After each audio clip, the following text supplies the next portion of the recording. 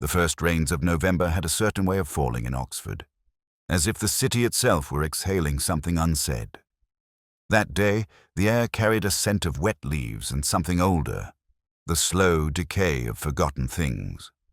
I remember the quiet most of all, broken only by the occasional cough from the upper gallery and the soft thud of a book being reshelved by some unseen librarian. I had wandered into the Bodleian not for research nor any real purpose, only to return a copy of Catullus that had outlived its grace on my bedside table. The dust along its spine had begun to resemble the ash of a snuffed-out candle. I lingered in the upper reading room, not out of necessity, but habit. Familiar territory has a way of dulling the sharper edges of the mind. I preferred it there. Its vaulted ceiling, its echo of scholarly decay. That particular corner of the world did not ask questions. I let the book rest gently on the return trolley and turned my thoughts toward the weather. The kind of rain that whispered, not wept. It ran down the panes like lines of verse that refused to rhyme. Behind me, a murmured conversation between two men. Not quite an argument, not quite an agreement. The voices had that distinctive tension worn by dons who disagree not out of spite but because they can't help themselves. One of them clipped vowels, careful, mentioned a name twice. Goddard. The second time, softer, as though the mere repetition invoked something dangerous. I did not turn around. There are moments where to look is to shatter the integrity of what one overhears. I merely noted it, and the pause that followed. I might have forgotten the exchange entirely had it not been for the call later that evening. Strange, in his usual exasperated drawl, informed me that something had been discovered in a study Carrel at St. Eligius College. Not a body, exactly, just part of one. A skull, to be precise, wrapped in what sounded suspiciously like a college scarf and wedged behind a set of outdated theological lexicons. He didn't sound convinced it was worth my time, but something in his voice hinted he hoped I'd disagree. I told him I would take a look in the morning, though I had no intention of sleeping in the meantime. There are moments when a case doesn't announce itself, but rather tiptoes across the edges of one's quiet. This was one of those. I poured a measure of Glenlivet into the nearest glass and sat with it by the window, watching the lamplight dissolve across the cobbles below. Somewhere out there, someone had chosen not to bury a skull, but to hide it. That spoke less of guilt and more of deferral, as if the act itself had not yet concluded.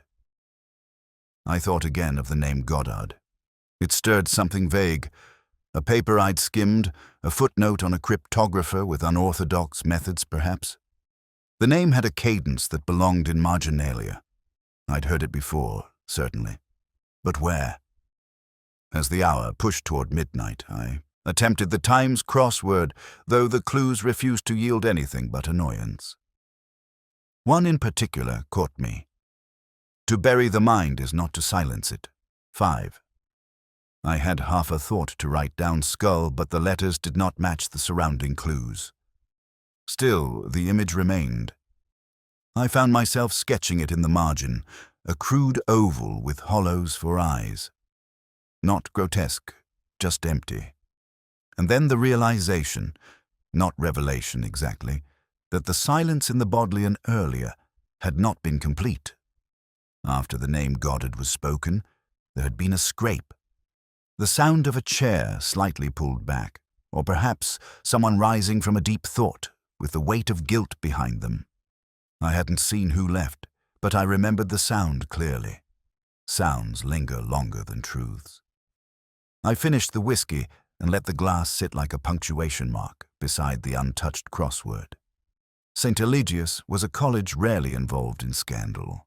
Its corridors were too dim, its scholars too inward-facing, but a skull in a Carrel, no matter how quiet the college, was never an accident. Someone had placed it there deliberately, as a message, perhaps, or a memory that refused to stay buried. I left the light on when I went to bed. Not out of fear, just in case something decided to return. The rain had hardened by morning, no longer whispering its intentions but announcing them. It hit the windscreen in sharp angles as Lewis steered the car toward St. Eligius. He kept his remarks to a minimum, perhaps sensing I wasn't in the mood for narrative. The silence between us was not awkward. It rarely was. I preferred it to the inanity of small talk. Silence has more notes than people realize. Some of them minor, most unresolved. St. Eligius was the sort of college that didn't like to be known. It crouched between two more illustrious neighbors, its stonework darker, its windows smaller, a place of privacy mistaken for modesty. We were met at the gate by the college porter, a man whose name I didn't catch and didn't need to. He wore the expression of someone who'd been told very little, but suspected much. He led us through the cloisters without commentary. The smell of wet stone and chalk dust followed us like a shy dog. The study Carrel was one of those little glass-walled cubicles they'd installed in the more modern annex. A concession to solitude in an age allergic to it. The interior had the sterile look of a place long ignored. The skull, by then removed by forensics, had left behind a sort of echo, not visual, but spatial. You could sense that something had once occupied the silence with impunity. On the desk lay a stack of well-thumbed texts. Theological cryptography, Sermo Secretum, and a 1960s edition of the Jerusalem Bible. Beside them, a cup ring stained into the wood like a forgotten sacrament. I asked who the Carrel had been assigned to. Dr. Lionel Barish, said the porter. Visiting fellow, specializes in medieval code breaking, if you can believe such a thing. Room in the East Building. Odd bird, but quiet. We found Barish in his college rooms, hunched over an electric heater and reading from a leather-bound volume that looked too pristine to trust. His fingers were long, like spider legs, and his eyes didn't meet mine until I asked the second question. He claimed no knowledge of the skull, of course. Expressed the proper amount of confusion, tinged with concern.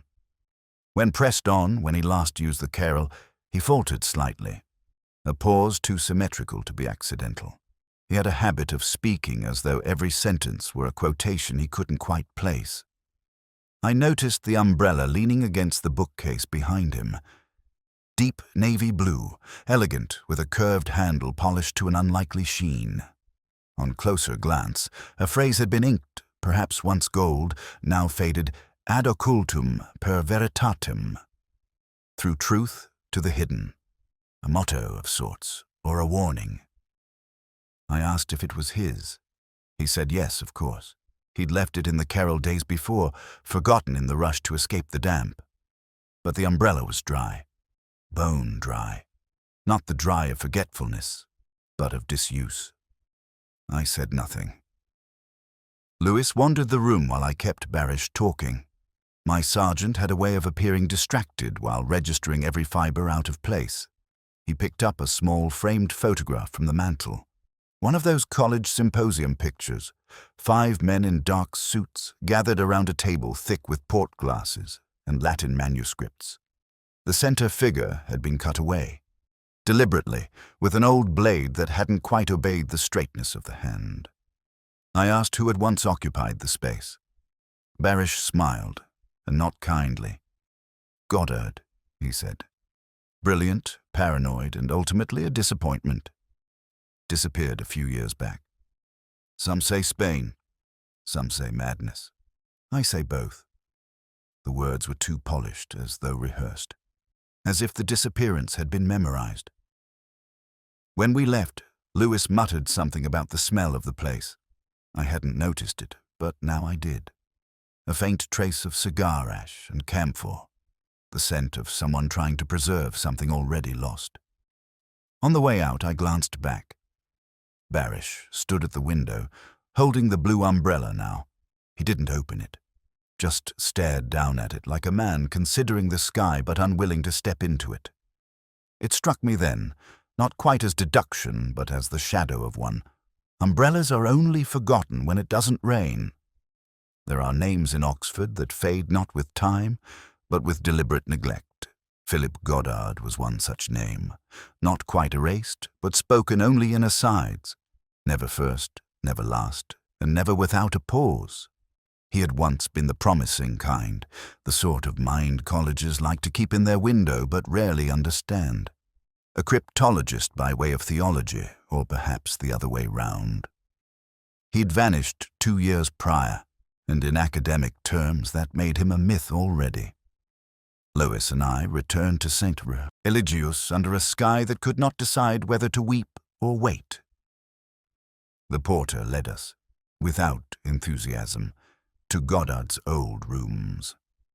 The college, in its quaint way, had left them untouched. Out of respect, they said. Out of habit, I thought. The door creaked open as though reluctant, revealing dust suspended like prayer in the morning light. The air was the kind that remembered things. Pipe smoke, ink, and a faint trace of bergamot. It wasn't the chaos of abandonment, no suitcase half-packed, no drawer flung open in urgency. Rather, it had the stillness of retreat. A desk with an inkwell long dried, a globe that no longer spun, and on the windowsill a small cluster of pebbles arranged in a loose spiral. Some pattern I couldn't yet read. I wandered, letting the quiet settle. Lewis busied himself in the corner, flicking through a folder of lecture notes filled with marginalia that looked like arguments with ghosts. I found myself drawn to a low bookshelf. It held little of interest until I noticed the photograph, half obscured by a toppled copy of De Doctrina Christiana. 5 men, a symposium of sorts, cigarettes dangling, port glasses half raised. They had the weary triumph of men who believed they were saying something new. The inscription read, St. Eligius Symposium, 1979. Truth lies beyond. I said it aloud, softly. The phrase echoed more than I expected. One face had been removed, not scratched or defaced, simply excised with a precision that suggested regret rather than anger. I traced the empty space with my finger. A silence lived there. I showed it to Lewis. He tilted his head the way he does when trying not to overstep his guesswork. Goddard's missing, he said, but that space... You think it's him? I nodded, though not entirely convinced. There was something too obvious about it. And Goddard, from what little I'd read, was rarely obvious. Lewis handed me a letter found among the papers. The handwriting was looped and self-aware. The salutation read simply, L. I've buried what mattered. Perhaps you'll understand why. If not, then leave it where it lies. No name, no date, no address. I turned the letter over. The back was blank, save for a faint indentation, the trace of a line once written, now erased. I held it to the window. Against the light, the ghost of the phrase returned. She warned us all, and we laughed. It was the first moment I felt cold. The porter reappeared with a large brass key, an affectation from the older staircases. He mentioned, almost as an afterthought, that the rooms had once belonged to Goddard's mentor, Professor Hugh Levinge. Inherited them, in a sense. Goddard had taken them over when Levinge retired, and when Goddard disappeared, no one quite knew what to do with them. I asked if Levinge was still alive. Retired, yes. Lives up on Banbury Road. Widow still in town. Nice woman. Keeps to herself. Likes her camellias. As we left, I glanced back into the room. The shadows had shifted. The spiral of pebbles on the windowsill remained. I felt they meant something. A code, perhaps, or merely a nervous tick-made ritual. Either way, it wasn't decoration. It was memory, arranged in stone. Before stepping out, I checked the crossword in that morning's Times again. A clue lingered. Absent mind leaves only what is framed. 6. I didn't solve it then, but the word that kept coming back to me, unbidden and without proof, was legacy. The chapel at St. Eligius was one of those modest architectural gestures that tried, quite hard, not to be noticed. No soaring arches, no stained glass showpieces. Just a narrow nave, creaking pews polished by the back of discontented gowns, and a pipe organ whose wheezing recalled the unconvincing strength of old men clearing their throats before a lie. I hadn't intended to visit it. I'd meant only to pass through the quadrangle, let the rain mist over my shoulders a while, and return to something resembling clarity. But the door was ajar, and I've always had difficulty walking past open doors. Curiosity masquerading as politeness, perhaps. Inside, the space felt colder than outside, or maybe emptier. The kind of cold that lives in stone rather than weather. I was halfway down the center aisle when I heard someone singing. Not loudly, not well, but with the kind of earnestness that resisted mockery. A young man, barely out of adolescence, seated on the bench beside the organ. His fingers drifted over the keys without pressing them, as though auditioning sound in the abstract. He noticed me without starting. There's a certain poise some choristers possess, the sort that comes from years of pretending not to be watched. He said softly that it was Julian, the organ scholar. I asked what he was playing. He said he wasn't, just thinking through Domine, quid multiplicati sunt. It helped him think. About nothing in particular. I mentioned Goddard. The name fluttered briefly across his expression like a wind catching the corner of a page before it's turned. Julian said Goddard had been strange, brilliant, a little too sure that everyone else was playing the wrong game. He'd once slipped an encrypted Latin couplet into the choir rota, causing the precentor no end of irritation. Something about fallacies and truth. Goddard liked misdirection, said theology was the only discipline where contradictions were welcomed as insights. I asked if Julian remembered the phrase. He nodded after a pause. Fallax veritas. I pretended not to already know it. He added that Goddard believed theology and cryptography shared the same flaw, that both assumed there was something coherent behind the noise. Julian paused then, looking at the dust dancing in the shaft of light that fell from the clear lancet above the altar. He said Goddard and Barish had once had a furious argument, just there, beside the choir stalls. No shouting, no threats, but something brittle. Afterwards, Barish had refused to conduct evensong for a week. Said he was unwell, but Julian didn't believe it. I turned to leave, but stopped at the wooden stand near the door. The hymn board still displayed numbers from the last service. One in particular caught me. Hymn 236. I couldn't recall the words, but the number vibrated faintly in memory. That day's crossword had used it as a clue. False song of truth deceives the devout, 3,3. The answer had been perfid, a corruption of perfidia, betrayal. I asked Julian when the hymn board had last been changed. He wasn't sure. Said the verger had been away ill. Might have been a week or more. The numbers then weren't coincidence. They were relics of an intent. Goddard had once left messages in choir sheets. Someone, now, might be doing the same. I copied the numbers down, quietly, and thanked him. As I stepped back into the rain, the air struck warmer than the chapel. I stood for a while beneath the cloister eaves, watching water collect along the stone gutters like secrets pooling at the edge of memory. A hymn number, a crossword clue, a name cut from a photograph. The pieces weren't fitting yet, but they were beginning to hum. The lab report arrived folded once, without envelope or ceremony, as though ashamed of what it had to say. I opened it slowly, letting the paper speak in its own hesitant rhythm. Female. Age estimated between 20 and 30. European descent. Cause of death. Cranial trauma. Delivered from behind. Most likely blunt force. Most likely deliberate. The skull, though ancient in presentation, was not so old after all. It always unsettles me, that discrepancy. How bone endures longer than memory.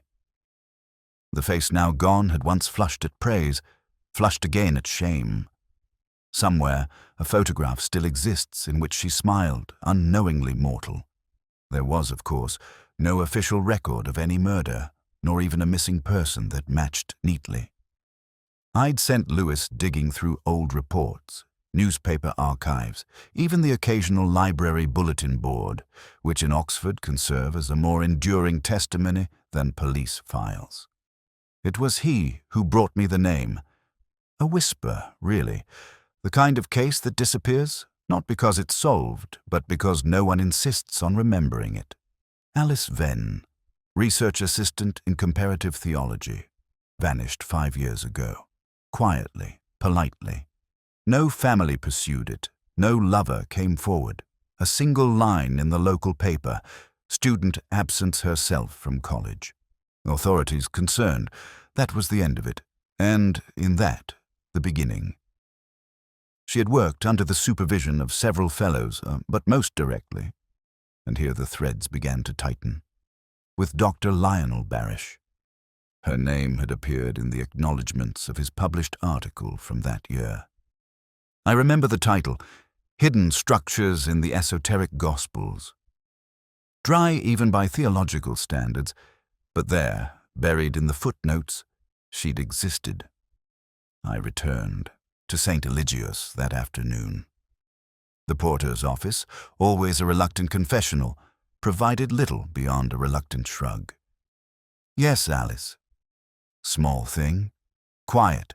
Wore a lot of grey. Bit of a crush on books, that one. Disappeared one Trinity term and never came back. You hear things. Some say Spain. Some say love. Some say she was never really here at all. I asked whether she and Barish had ever clashed. The porter took a while answering, as if measuring the shape of memory against what was safe to say. Once, he finally offered. Something about a book being borrowed and not returned. He remembered voices raised in the quad, rare for either of them. But then everything quieted again. That was the thing about Alice, he added. You could almost forget she'd been in the room. I didn't like the way he said it. Too many people say that about women after they vanish. As if being unnoticed were a kind of complicity. I asked Lewis to retrieve the article, Barish's, and check if the acknowledgments changed between the journal version and the bound thesis lodged in the All Souls archive. They had. In the earlier version, she was thanked explicitly for her diligence in pursuing the textual variants of the Lucan fragments. In the later one, only the phrase remained, to those who helped me see where to look. It wasn't erasure. It was abstraction. The polite disappearance of a name. That night I sat in my flat, surrounded by old case notes, lecture programs, and a rather indifferent bottle of claret. I opened the Times crossword, more out of habit than hope. One clue lingered, longer than it should have. Absent assistant's quiet gospel, uncredited, 5. The answer, apnea, a breath not taken, or perhaps taken and never returned. It struck me then, in a way I couldn't quite place. The skull and the Carrel, hidden behind dictionaries no one read. The name removed from acknowledgments. The photograph with the face cut away. It was as though someone had been trying, gently but methodically, to remove her from the pattern. But some traces cling to the edges. A coffee stain. A signature in a college lending log. The forgotten impression of her name left in the fabric of a hymn sheet folded too often. I found myself writing her name on a blank piece of paper. Alice Venn. Just to see it there. Just to make it real again. The house on Banbury Road was one of those Edwardian structures with opinions, all sharp gables and narrow windows, like a woman who's learned to listen before she speaks. The garden, too, had the feel of quiet resistance. Camellias were in bloom, absurdly pink for November. I arrived 10 minutes early, which is to say, exactly on time for a man like me. Mrs. Eleanor Levinge answered the door in a cardigan that had been mended rather than replaced, and with a look that asked only one thing: "How long will this take?" She showed me into a sitting room framed by faded Persian rugs and the scent of old lavender. The sort of room designed not to be changed, only dusted. On the mantel, a photograph of her husband, Professor Hugh Levinge, gazed out with a stern detachment, as though unsure how to be remembered properly. She offered me tea, not as a gesture of warmth, but of ritual. It arrived in a china pot with a cracked lid and was poured without ceremony. I sipped and said nothing. Some silences deserve their full measure. She began without prompting. Said she'd been waiting for someone to come eventually. That kind of waiting doesn't ask for clocks. She remembered Goddard, of course. Said he'd been brilliant in that way men sometimes are when they've never had to explain themselves. Hugh admired him, perhaps too much. There was envy there, unspoken but not unfelt. She noticed it most in silence, a hesitancy in her husband's voice when Goddard's name came up, as though intellect and loyalty couldn't quite breathe the same air. I asked about Alice Venn. Eleanor didn't flinch, but she did look out the window. Not to see something, I think, but to not be seen. Said she remembered her. Strange girl. Wore shoes a size too large, always carried a pencil behind her ear, even at high table once. Quiet, but not unobservant. She asked questions people didn't want to answer. That, Eleanor added, will always be more dangerous than answers themselves. I asked whether she believed her husband had known what happened to Alice. She stirred her tea slowly, not out of necessity, but to delay. Said Hugh had grown withdrawn in his final months. Not physically ill, not then. Just retreated. He spent long hours in his study, writing notes on theology that didn't seem to lead anywhere. Once, she found a sheet of paper folded into the back of his prayer book, a line copied from Augustine. To withhold truth is not to lie, but to abandon the soul. She hadn't asked him about it. She wished she had. She rose then, moved toward the bookshelf with the hesitant elegance of someone long accustomed to old bones and older regrets. From between two crumbling volumes of Aquinas, she withdrew a manuscript. Said Hugh had been working on it when he died. The language of disguise, codes in sacred texts. It hadn't been published and wouldn't be. Too unfinished, too abstract. She offered it to me with a kind of relief, as though the weight of it had sat too long on her shelf. I took it gently. The cover was soft from use, pages lined with annotations in two different inks. One careful, the other erratic. I suspected the second was Goddard's. The margins were a battlefield of meaning. One line had been circled several times in blue. The difference between concealment and revelation is not the absence of truth, but its placement. Before I left, she told me something else. Said Hugh once woke her in the middle of the night, shaking from a dream. When she asked what it was, he only said one sentence. She knew and still stayed. He never said who. Outside, the sky had given up on holding its color. Rain came in sheets now, not drops. I stood beneath the porch and turned a page of the manuscript. A phrase caught me, not a sentence, just a whisper of meaning. Bones remember what names forget. I looked back at the window. She was still there, watching. Not me, I think. Just the place where her husband had sat. The Levinge manuscript had the texture of something unfinished, not because it lacked polish, but because it had been written in a hurry and then regretted. The first half read like a lecture transcript, all proper citations and elegant footnotes. But around the midpoint, something shifted. The grammar loosened. Margins grew restless. There were crossings out, revisions in a different pen, ink blotted in frustration or fear. A man who had begun by cataloguing symbols was now writing as if hunted by them. It was late when I sat down with it, the room lit only by the standard lamp that cast shadows more expressive than the furniture deserved. Rain ticked at the window again. Always rain these past few days, as if the city itself were trying to rinse off something it couldn't quite name. I read slowly, aloud in parts, tracing certain passages with my fingertip the way one might read a lover's letter or a suicide note. Most of it had the air of scholarship unmoored, allusions to Tertullian, comparisons between the Sibylline fragments and early gospel encryptions. But then, halfway down a page headed simply on the necessity of absence, I began to notice the spacing, not in the text itself, but in the first letter of each paragraph. ALICE 5 paragraphs, 5 carefully chosen beginnings. I turned the page, pulse unchanged but eyes narrowing. The next 5 paragraphs began with VENN, and then nothing. Just a blank half-page, followed by a densely inked section titled Recantation and Consequence. The writing there had lost all patience. No more theology, just riddles in plain clothes.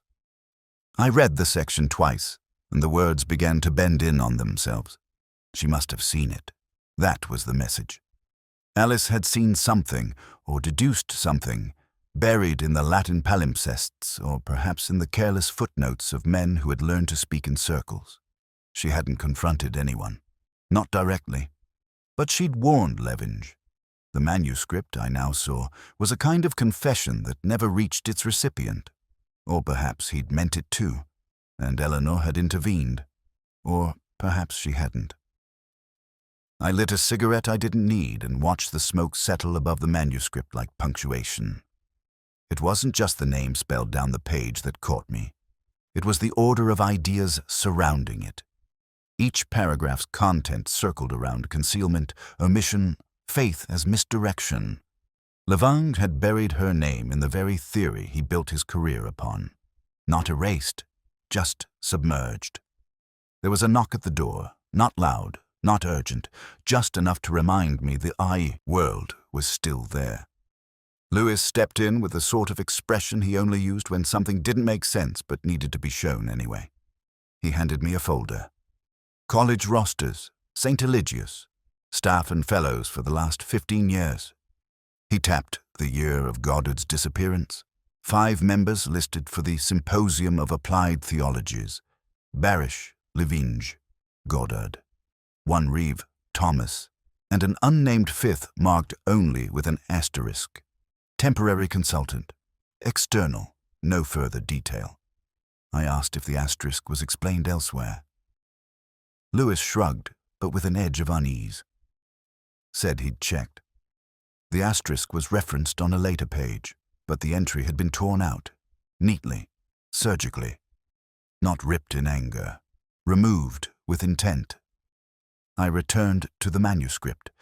On the blank page after Alice's spelled name in pencil faint enough to be overlooked, someone had scrawled a phrase from the Psalms. The stone which the builders rejected. I didn't finish the verse. I already knew the ending. And so, I think, did she. Memory is not a ledger. It doesn't tally. It drifts, disappears. Returns dressed as something else. The next name was Reeve, Thomas Reeve, now Dean of Students at a theological college set a few miles north of the Ring Road, past the sprawl of Cowley and the tidy disrepair of Headington's shops. His name had surfaced in the St. Eligius rosters, with the curious persistence of something meant to be half-remembered. He had been there. Present, if not visible. I'd missed him the first time. Or perhaps dismissed him. A footnote in the margins of Men more quoted. I phoned ahead, though he claimed surprise when I arrived. He met me in a modest office, high shelves bowed under the weight of Calvin and Kierkegaard, and on his desk a bowl of green apples, untouched, pristine. The air smelt faintly of lemon oil and effort. He was polite, gracious, perfectly composed, but too polished, like silver that had been overbuffed until the engraving blurred. He remembered Alice Venn. Of course he did. Promising, quiet, Very precise, he said, as if unsure whether it was praise. Claimed she'd attended one of his seminars on hermeneutics, though he couldn't recall which. Said she'd asked difficult questions, smiled rarely, and left no impression but the impression of having been there. I asked whether they'd spoken much. He offered a modest laugh and said only in passing. In truth, I'd already read the archived minutes of a symposium Reeve had chaired. Alice's name appeared twice in handwritten notes beside discussion points.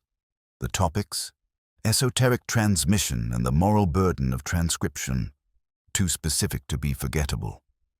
Yet he had managed. He spoke about Goddard next, unprompted. Said he was brilliant but unstable, that he'd grown obsessed with purity, of texts, of meaning, even of memory.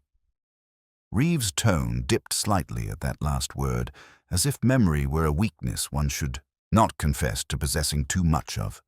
He said he hadn't seen Goddard in years, not since the latter's supposed sabbatical, which Reeve now framed as a sort of exile. I mentioned the photograph, the Symposium of 5, and the face cut out with quiet intent. He gave a small sigh and said some faces become unbearable over time. That seemed too poetic for an administrator, but it hung there, uncorrected. I asked, finally, whether he had known Hugh Levinge well. His fingers tapped the edge of his chair. Not intimately, he replied, though they'd shared notes once or twice. On Augustine. On Augustine, I repeated. His left eye flinched then, involuntary. Not a twitch, more a shimmer of internal disagreement. I stood to leave. He offered me an apple. I declined. Outside, I lit a cigarette I didn't enjoy and thought of Alice again. Not the girl, but the idea of her buried under all these careful, thoughtful men. Men who'd written about clarity while cultivating murk. She had noticed something. That much was becoming clear. Not because anyone told me. They didn't. But because of how carefully they avoided telling me. Later, back in my flat, I laid out the notes from the day in rows like corpses before identification. Each page carried a tone, not of voice, but of hesitation. They all described Alice differently, but with the same evasive warmth, promising, curious, fragile. I'd heard that word once before, whispered by Barish when he thought I'd stopped listening. In the corner of the last page, a quote I'd jotted from Reeve's wall, something printed and framed behind his desk. Most people would have missed it. To forget is divine, to remember unbearable. I opened the Times crossword. One clue struck me, not for its cleverness, but for its echo. Vanishing point or starting line of memory? 5. The answer, I realized, was trace. Memory doesn't vanish. It misplaces itself. That was what Reeve had done. Not forgotten Alice, only moved her out of frame. Room 14 had been locked when we first visited Goddard's old rooms. Not physically, just emotionally. Certain doors, especially in Oxford, don't respond to keys but to timing. That afternoon, timing came in the shape of a distracted college secretary who'd mistaken me for someone who belonged. I accepted the error with appropriate humility. The room was tucked behind a stairwell thick with the smell of damp wool and ink. A tutor's set once, but long since relegated to occasional storage, and the misfit ghosts of fellows past. I stepped inside and let the air settle. Dust has a sound if you stand still long enough. A sort of hush disguised as stillness. It was smaller than I'd expected. A narrow cot, desk at a slant, books stacked more by memory than order. Everything was arranged as though Goddard had once sat here not to write, but to avoid doing so. The kind of man who thought best with his hands, folded and his enemies 3 moves away. A drawer stuck slightly as I opened it. The resistance felt deliberate. Inside, a few fountain pens gone dry, a sheaf of choir rotors with marginal notations, the kind Julian had described, and a crossword torn from the Times, half completed in Goddard's jagged script. I recognized the date. 4 days before Alice vanished. I remember because it had been the only crossword in years I hadn't even attempted. Too heavy-handed the clues, too much philosophy where there should have been play. But Goddard had bothered. The top half filled in, the bottom left quadrant untouched, as though he'd lost interest or courage. One clue caught my eye. Where secrets rest behind faith's face, 6. He'd penciled in Scully lightly. A made-up word, I thought at first. But then I remembered a variation from a puzzle setter known for inventing portmanteaux. Scully. Skull plus holy. That was the kind of answer that wouldn't stand up in pub conversation, but it would make a certain kind of sense to someone steeped in both theology and riddles. Behind faith's face. The bones behind belief. I circled the word and looked again at the drawer. This time, I pulled it all the way out. Nothing underneath but dust and an old biro. Still, something had shifted. I tapped along the underside of the desk until I found the hollow, a patch of wood with less resistance. I pried at it gently with the side of my key. Inside, folded once and browned with age, was a pamphlet, an unofficial symposium, theology, deceit, and proof. No college crest, no publisher, just a list of names on the final page. Goddard, Lavinge, Barish, Reeve, Venn. I didn't move for a while. The room had gone colder. The pamphlet read like minutes, brief, coded. They'd met privately, off record. Theological experimentation, they called it. A phrase as hollow as the drawer it came from. But the discussions weren't doctrinal. They were ethical. Truth's utility, the purpose of fiction in the formation of faith. Whether it was possible to forge belief without consequence. Alice had been listed as observer and recorder, a passive role, in theory. But there was a note beside her name in Goddard's hand. She sees too much. Beware clarity. I took it all in and left nothing behind, not even the scent of interest. Outside, the chapel bell was ringing evensong. I paused in the corridor, watching the slow procession of young men in cassocks moving like shadows between stained glass. One of them, Julian, I think, glanced up at me briefly and looked away. That glance said he already knew more than he wished. Later, I sat with the crossword again and looked at another clue Goddard hadn't answered. Hidden in plain hymn. What's unsung? 4. The letters I had already filled in gave me 3. S-I-N. I filled in the last. Sin. It was obvious, perhaps. But the obvious things are always the hardest to speak aloud. There are rooms in Oxford that open only in hindsight, or not with keys or permissions, but with the slow unlocking of dread. They're not drawn on maps or floor plans. They don't appear in prospectuses or committee minutes, but they exist, built in the space between trust and omission. One of them was waiting for me in the Fellows' Room of St. Eligius College. It was Lewis who'd suggested we gather them, not with warrants, not formally. Just a conversation, he said. A chance for everyone to speak plainly. I don't believe in plainness. Not in men who've written too many footnotes. Still, I agreed. Some truths require witnesses to bloom. The Fellows' Room was a long, pale-walled chamber with bookcases that stopped listening decades ago. A Persian carpet, worn through in places, mapped forgotten arguments. The windows, high and indifferent, gave no light worth trusting. The fireplace held the kind of ash that never quite cools. They arrived one by one. Barish first, his coat too elegant for the season. Then Reeve, taut as ever, carrying nothing, not even a question. Eleanor Lavinge came at my request, though I hadn't told her why. Julian lingered near the door, invited only because he had once been unwise enough to notice. I stood near the hearth, the manuscript on the mantel, the pamphlet folded beside it, the photograph, the symposium of 5, minus a face, rested in its frame like a breath withheld too long. I didn't begin with accusations. I never do. I asked about Alice. They said the expected things. Quiet, promising, troubled. Each adjective folding gently over the next, like linen laid too carefully.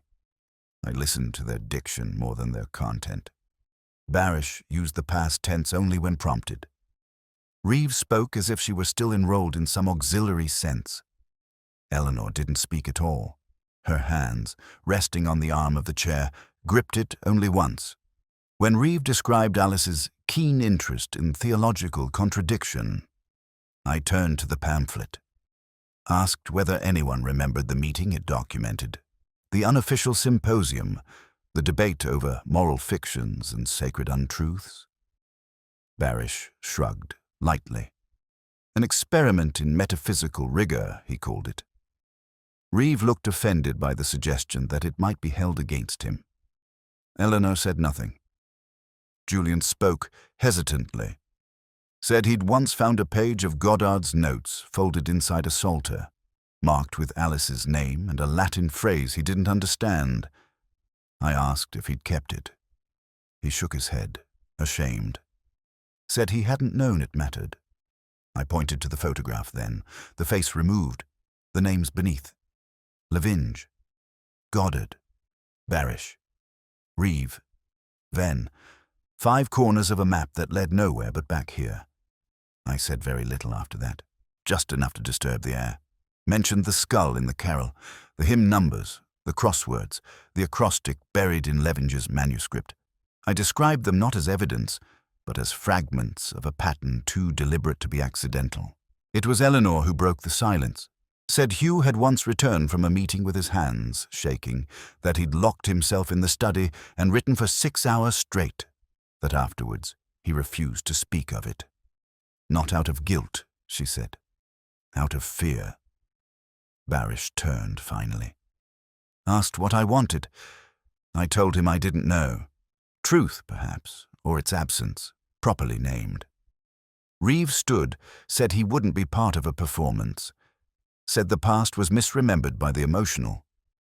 Said Alice had misunderstood the nature of their work, that she'd taken private arguments and inflated them into threats. And there it was, the word that didn't fit. Threats. No one had mentioned threats.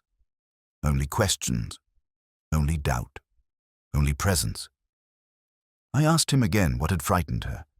He said nothing, but his hands gave the answer away, curled tight, like a man clutching an invisible object. A stone, perhaps, or a secret he no longer trusted to remain silent. When they left, one by one, no one said goodbye. Eleanor lingered, long enough to press something into my hand, a page torn from the back of Hugh's manuscript. Just a line, handwritten, barely legible.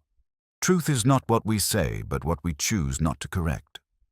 I remained in the room alone, the fire dimming. I looked at the door.